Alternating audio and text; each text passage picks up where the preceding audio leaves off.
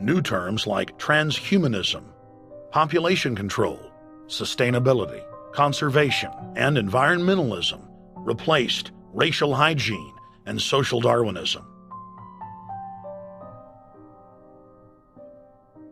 Many eugenicists of the previous period engaged in what they called crypto-eugenics, purposefully taking their eugenics beliefs underground. They became highly respected anthropologists, biologists, and geneticists in the post-war world.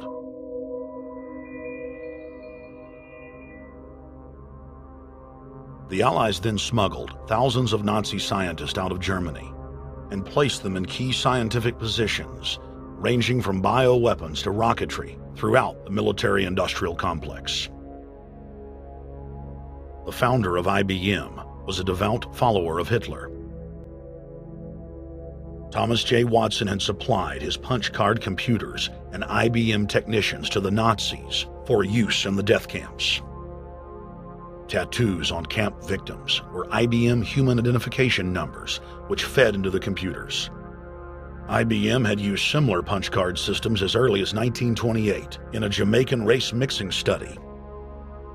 The first real computers were literally invented by a eugenicist for eugenics.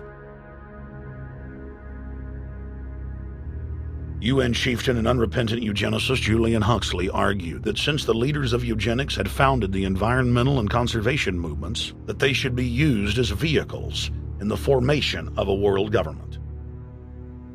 Just as H.G. Wells had envisioned, this government would be controlled by a scientific dictatorship and would be guided by the principles of eugenics. Huxley created the World Wildlife Fund with Bilderberg founder and former SS officer Prince Bernhard of the Netherlands and Prince Philip of England.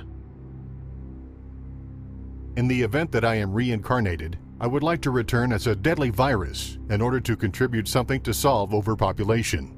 Prince Philip, reported by Deutsche Presseagentur DPA, August 1988.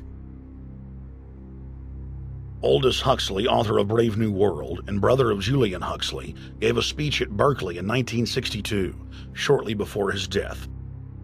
He admitted that his best-selling book, Brave New World, written in 1932, was based not on fiction, but on what the elite were actually planning to implement. And here I would like briefly to compare the parable of Brave New World with another parable which was put forth more recently in George Orwell's book 1984. I'm inclined to think that the scientific dictatorships of the future, and I think there are going to be scientific dictatorships in many parts of the world, will be probably a good deal nearer to the Brave New World pattern than to the 1984 pattern. They will be a good deal nearer, not because of any humanitarian qualms in the scientific dictators, but simply because the Brave New World pattern is probably a good deal more efficient than the other. But if you can get people to consent to the state of affairs in which they are living, the state of servitude, the state of being, well, it seems to me that the nature of the ultimate revolution with which we are now faced is precisely this, that we are in process of developing a whole series of techniques which will enable the controlling oligarchy, who have always existed and presumably always will exist, to get people actually to love their servitude. People can be made to enjoy a state of affairs which, by any decent standard, they ought not to enjoy. And these methods, I think, are a real refinement on the older methods of terror, because they combine methods of terror with methods of acceptance. But then there are various other methods which one can think of. There is, for example, the pharmacological method. This was one of the things I talked about in Brave New World. And the result would be that I mean, you can imagine a euphoric which would make people thoroughly happy even in the most abominable circumstances. I mean, these things are possible.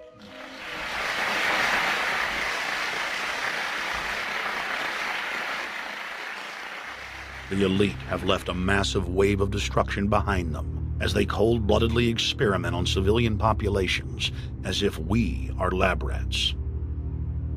A string of congressional investigations has uncovered more than 20,000 secret tests that were carried out against the American people between 1910 and 2000.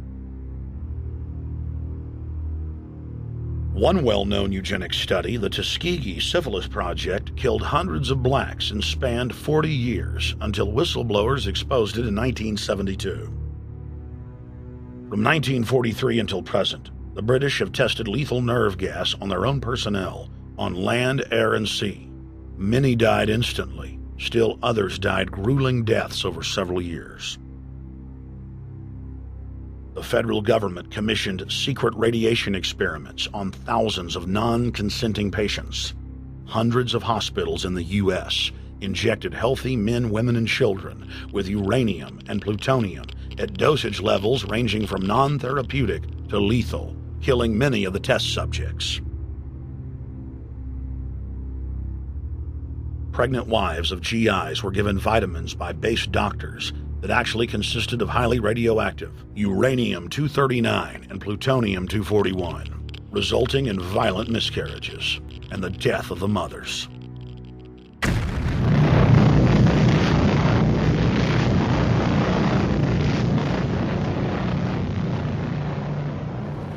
Soldiers, sailors, and Marines were used as guinea pigs in hundreds of atomic and hydrogen bomb tests. Patriotic Americans were radiated side by side with lab animals.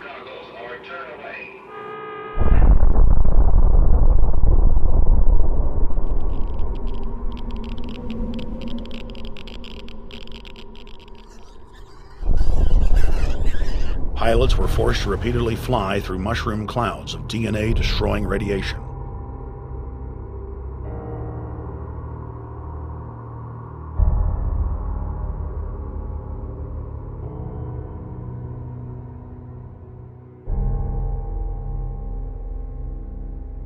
From 1951 to 1961, the U.S. Army paid Israel's health ministry 3 million lira to conduct radiation testing on Sephardic children that immigrated to Israel.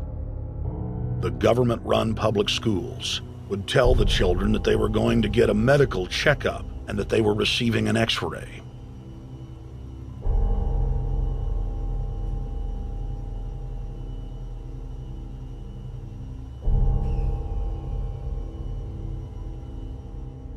The Pentagon had already radiated more than 4,000 institutionalized children in the United States, many of which had died.